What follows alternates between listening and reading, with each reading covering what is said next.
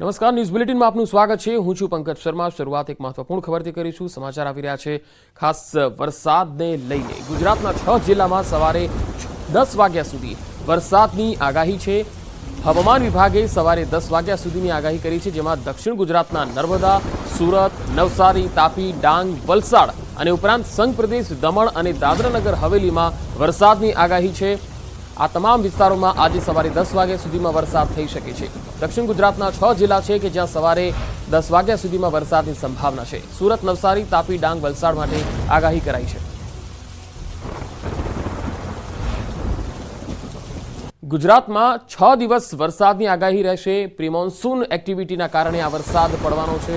ગુજરાત પર cyclonic circulation બનતા વરસાદ પડશે। વરસાદના કારણે વાતાવરણમાં અને ખાસ તો તાપમાનમાં પણ ઘટાડો થવાનો છે। 15 જૂનની આસપાસ ગુજરાતમાં ચોમાસું દસ્તક દઈ દેશે। આજે દક્ષિણ અને પૂર્વ ગુજરાતના ભાગોમાં આગાહી છે। આજે છોટાઉદેપુર, નર્મદા, ડાંગ, નવસારીમાં વરસાદની આગાહી છે, જ્યારે વલસાડ, તાપી, દમણમાં વરસાદની આગાહી છે। તો આવતીકાલે ગુજરાતના તમામ વિસ્તારોમાં વરસાદની આગાહી છે। સામાન્યથી મધ્યમ વરસાદની આગાહી છે। પંચમહાલ અને દાહોદમાં થંડરસ્ટોર્મ એક્ટિવિટી જોવા મળી શકે છે। દાહોદ, મહીસાગર અને વડોદરામાં પણ વરસાદ પડી શકે છે। છોટાઉદેપુર, નર્મદા, ભરૂચમાં પણ વરસાદની આગાહી રહેશે। તો સુરત, ડાંગ, નવસારી અને વલસાડમાં પણ વરસાદની આગાહી છે। તાપી, દમણ અને દાદરાનગર હવેલીમાં હળવા વરસાદની આગાહી છે। 10 જૂનથી વરસાદની ગતિ તેજ થશે। 10 જૂને હળવાથી મધ્યમ વરસાદની આગાહી રહેશે।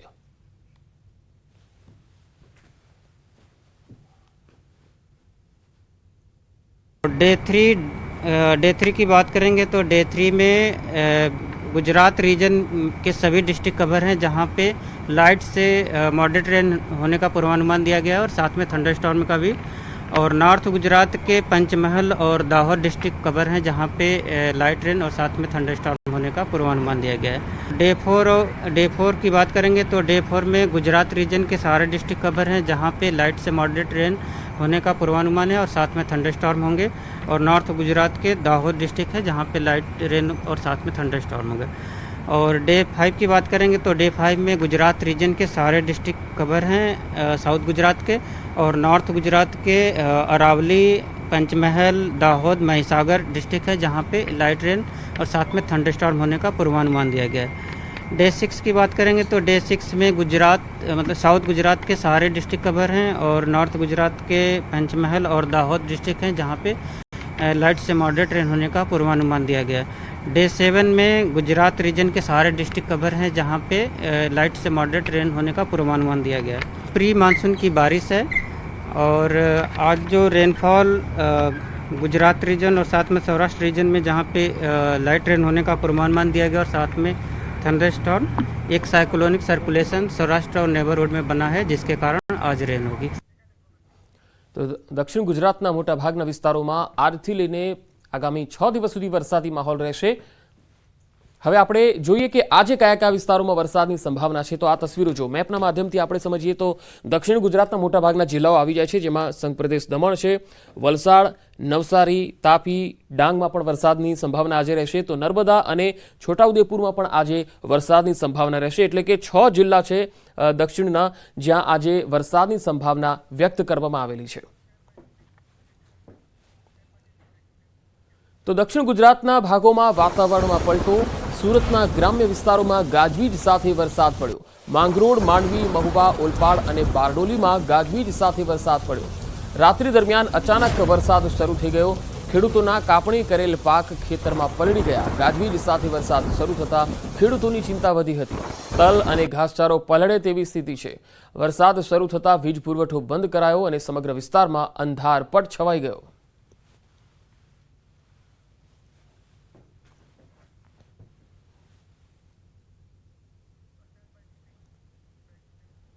તો માત્ર સુરત જ નહીં, પંચમહાલ જિલ્લાના વાતાવરણમાં પણ પલટો આવ્યો છે। કાલોલ તાલુકાના મલાવ, મધવાસ, સણસોલી, દેલોલ સહિતના અનેક વિસ્તારોમાં મેઘરાજાનું આગમન થયું। વહેલી સવારે ધીમી ધારે વરસાદ વરસ્યો હતો। આ વરસાદને પગલે ગરમીમાંથી આંશિક રાહત મળી હતી। ખેડૂતો પણ કાગડોળે રાહ જોતા હતા વરસાદની, અને વરસાદ આવવાથી ગરમીથી આંશિક રાહત મળી।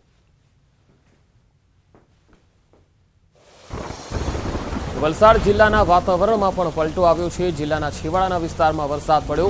કપરાડા સહિતના વિસ્તારમાં વરસાદ ચાલી રહ્યો છે। તો ગિરનારા, અને સુથારપાડામાં પણ વરસાદ પડ્યો. અસહ્ય ઉકળાટ અને ગરમી વચ્ચે વરસાદથી વાતાવરણમાં ઠંડક ફેલાઈ ગઈ છે.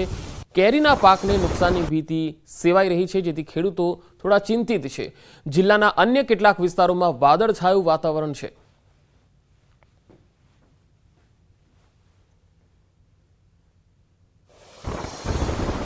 દક્ષિણ ગુજરાતના ભાગોમાં સવારથી વરસાદી માહોલ છે. સંઘ પ્રદેશ દાદરાનગર હવેલીના વાતાવરણમાં પલટો આવ્યો. દિવસભર વાદળછાયા વાતાવરણ બાદ મોડી રાત્રે સેલવાસ અને આસપાસના વિસ્તારમાં વરસાદ વરસ્યો હતો. અસહ્ય ગરમી અને ઉકળાટના માહોલમાં વરસાદ વરસતા વાતાવરણમાં ઠંડક ફેલાઈ હતી. લોકોએ ગરમી અને બફારાથી રાહત અનુભવી.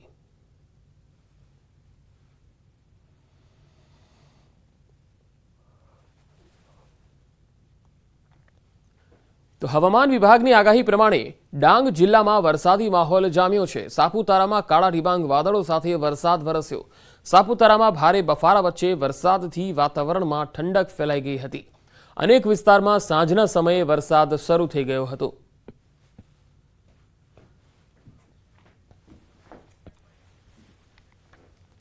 અભયારણ્યોમાં જતા પ્રવાસીઓ માટે મોટા સમાચાર છે. 15 જૂનથી 15 ઓક્ટોબર સુધી અભયારણ્યો બંધ રહેશે. અભયારણ્યો અને રાષ્ટ્રીય ઉદ્યાનોમાં હાલ બંધી કરી દેવામાં આવી છે. પ્રવાસીઓ માટે પ્રવેશ પર પ્રતિબંધ રહેશે. 16 ઓક્ટોબરથી અભયારણ્યો રાબેતા મુજબ ચાલુ રહેશે.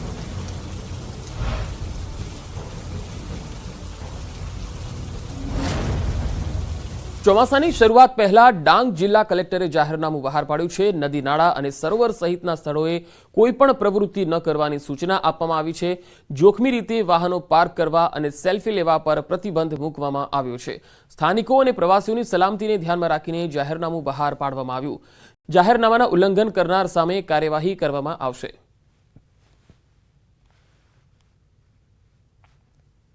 જળાશયો છે, પાણી જ્યાં વહેણ હોય છે ત્યાં આગળ અને ધોધ જે છે તે પ્રવાસી વ્યક્તિઓ હોય કે આમ જનતા હોય એ પાણીના પ્રવાહથી સચેત રહે, એટલા માટે અને જનતામાં જાગૃતિ આવે અને તંત્ર કાર્યવાહી કરી શકે તે માટે ભારતીય ફોજદારી કાર્યરીતિ અધિનિયમની કલમ 144 હેઠળ અત્રેથી ડિસ્ટ્રિક્ટ કક્ષાએથી એડીએમ તરીકે જાહેરનામું બહાર પાડવામાં આવ્યું છે, જેથી કરી ડાંગના ગિરિમથક સાપુતારા ખાતે સતત બીજા દિવસે પણ વરસાદી માહોલ બન્યો છે.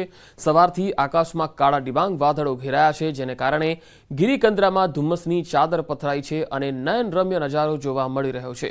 વાદળછાયા માહોલ વચ્ચે સમગ્ર પંથકમાં શીતલહેર વ્યાપી ગઈ છે. શુક્રવારે સાંજે પડેલા વરસાદને પગલે ખેડૂતોમાં ખુશીની લહેર છે. ગિરિમથક સાપુતારામાં મેઘરાજાની પધરામણી સાથે જ વીકેન્ડમાં હોટલોમાં એડવાન્સ હાઉસફુલના પાટિયા ઝૂલી રહ્યા છે. અમદાવાદની પુષ્કળ ગરમીમાંથી રિલેક્સેશન મેળવવા માટે હું અહીંયા સાપુતારા આવ્યો છું અને સાપુતારામાં મોર્નિંગ વોકમાં નીકળ્યો છું લેકની પેરીફરીમાં, અને અહીંયા બહુ જ સુંદર વાતાવરણ છે. ધુમ્મસ અને ફોગ અને એટલું સરસ છે. ભાવનગરના કોડિયાક નિષ્કલંક મહાદેવના સમુદ્ર સ્નાન દરમિયાન દુર્ઘટના બની. સમુદ્રમાં નહાતા સમયે 5 લોકો ડૂબી ગયા. ભાવનગરનો પરિવાર નિષ્કલંક મહાદેવના દર્શને પહોંચ્યો હતો. દર્શન કર્યા બાદ સમુદ્ર સ્નાન દરમિયાન દુર્ઘટના બની હતી. સ્થાનિક લોકોએ તમામ લોકોને બહાર કાઢી હોસ્પિટલ ખસેડ્યા. હાલ તમામ લોકો ભાવનગર સરટી હોસ્પિટલમાં સારવાર હેઠળ છે.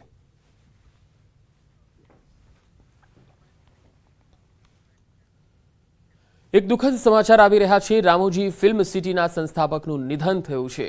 રામોજી રાવનું 87 વર્ષની ઉંમરે નિધન થયું. હૈદરાબાદમાં હોસ્પિટલમાં સારવાર હેઠળ હતા. તાજેતરમાં 5મી જૂને તેમની તબિયત લથડતા તેમને હોસ્પિટલમાં દાખલ કરાયા હતા અને આજે વહેલી સવારે તેમણે દેહ ત્યાગ કર્યો હતો.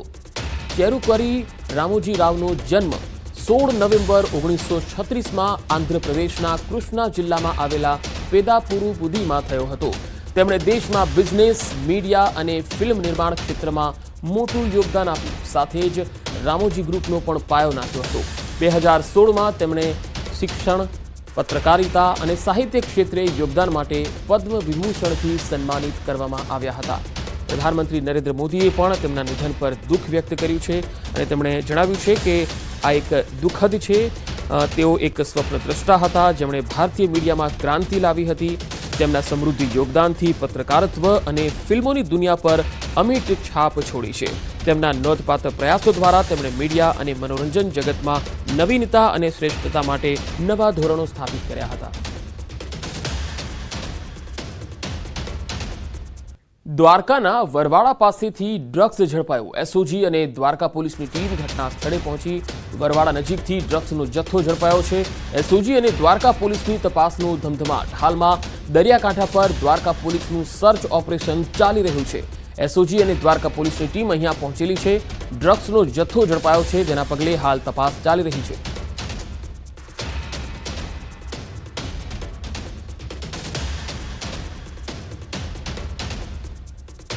અમદાવાદમાં ફરી એએમટીએસ બસ ચાલક બેફામ બની ગયો. રસ્તે દોડતી બસ સોસાયટીમાં ઘૂસી ગઈ. બોપલના વકીલ સાહેબ બ્રિજ પાસે ચાલક ભાન ભૂલી ગયો અને બેકાબુ બસ આબાદ નગરમાં ઘુસાડી દીધી. રસ્તા પર નહીં, સોસાયટીમાં બસ ઘુસાડી દીધી હતી. એએમટીએસ બસ સોસાયટીમાં ઘૂસતા રહીશોના જીવ તાળવે ચોંટી ગયા. આ તસવીરો જુઓ. સ્થાનિકોના મતે બસ ચાલક નશામાં હોવાનો આરોપ છે. બસ ચાલકના ધતિંગનો આ વિડીયો સામે આવ્યો છે. મોટી સંખ્યામાં લોકો બસ નજીક એકત્ર થયા હતા. આ નશો નથી તો શું ધતિંગ છે? તમે જુઓ કે એએમટીએસનો આ બસ ચાલક કેવી રીતે રોડ ઉપર બસ હંકારવાને બદલે સીધી સોસાયટીમાં ઘુસાડી દે છે. જો કોઈ વ્યક્તિ આ આસપાસ હોત તો એનું શું થયું હોત? સદનસીબે કોઈ જાનહાનિ થઈ ન હતી. ફરી એએમટીએસ બસ ચાલક બેફામ થયો છે, તેનો આ નમૂનો છે. બે અલગ અલગ તસવીર આપણે બતાવી રહ્યા છીએ. અમદાવાદમાં આવા બનાવો હવે સામાન્ય બનતા જઈ રહ્યા છે. રસ્તે દોડતી બસ સોસાયટીમાં ઘૂસી જાય છે. હવે આ ઘટના બોપલના વકીલ સાહેબ બ્રિજ પાસેની છે, જ્યાં એએમટીએસ બસનો ચાલક ભાન ભૂલી ગયો. બેકાબુ બસ આબાદ નગરમાં ઘૂસી ગઈ હતી. સવાલ એ છે કે એએમટીએસ બસ ચાલક બેફામ બન્યો, હવે કાર્યવાહી ક્યારે થશે? કેમ તેના માટે કોઈ જવાબદેહી નથી? ફરી એકવાર શહેરીજનોના જીવને જોખમમાં મૂકવામાં આવ્યા. શું કોઈ ઉદાહરણરૂપ કાર્યવાહી થશે ખરી? સવાલ એ પણ છે કે સોસાયટીમાં મોટી દુર્ઘટના બની હોત તો જવાબદાર કોણ હોત? જ્યારે આ બસ સોસાયટીમાં ઘૂસી ગઈ ત્યારે સ્વાભાવિક છે કે ઘરના આસપાસના જે વ્યક્તિઓ હોય છે તેમની અવરજવર પણ હોય. એએમટીએસ બસ ચાલકોને તાલીમ આપવામાં આવે છે તો પછી આ પ્રકારની અસરનું કારણ શું છે? કેવી રીતે તેઓ આવા બનાવો આપી દે છે, બનાવોને અંજામ આપી દે છે? સોસાયટીમાં જો કોઈ દુર્ઘટના ઘટી હોત તો તેના માટે કોણ જવાબદાર હોત? તબીબના મતે ચાલક નશામાં નહોતો તો વર્તણૂક આવી કેમ દેખાઈ રહી છે તેની?